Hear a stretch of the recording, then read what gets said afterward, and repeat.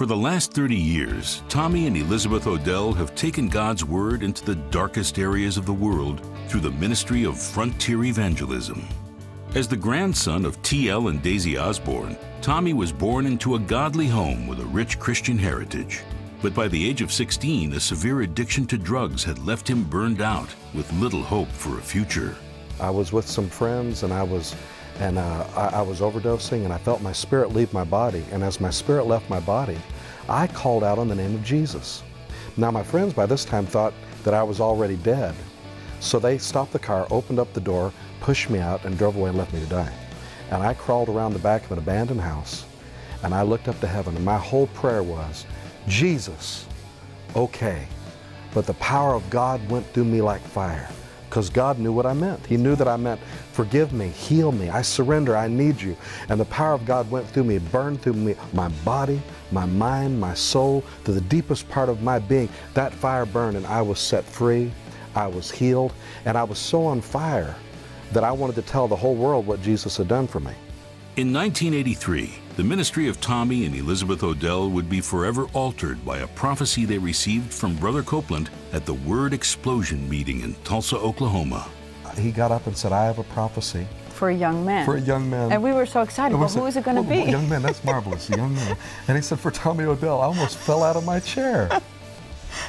And he began to prophesy, and it was these wonderful words of encouragement that we would go to the ends of the earth, that we would have huge campaigns, that we would see astonishing miracles. And then he said this phrase, I'll never forget. It was just tattooed on my memory. Right. He said, Tommy, a lot of people are going to say you're moving too fast, but don't worry. And then he smiled, and he paused, and he said, I can keep up with you. Yeah. That was for us a green light saying, go. And that's the first step we took. And, you know, in hindsight, it was pivotal in what we have done over 30 years. The Odells have stood before millions of people in over 70 nations, proclaiming the good news in both word and song. Those in attendance often experience the miracle-working power of God firsthand.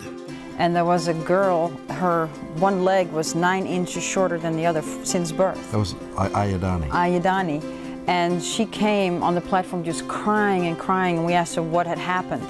And she, you know, she went like this. My leg was this much shorter, so Tommy had her sit down, put her legs together.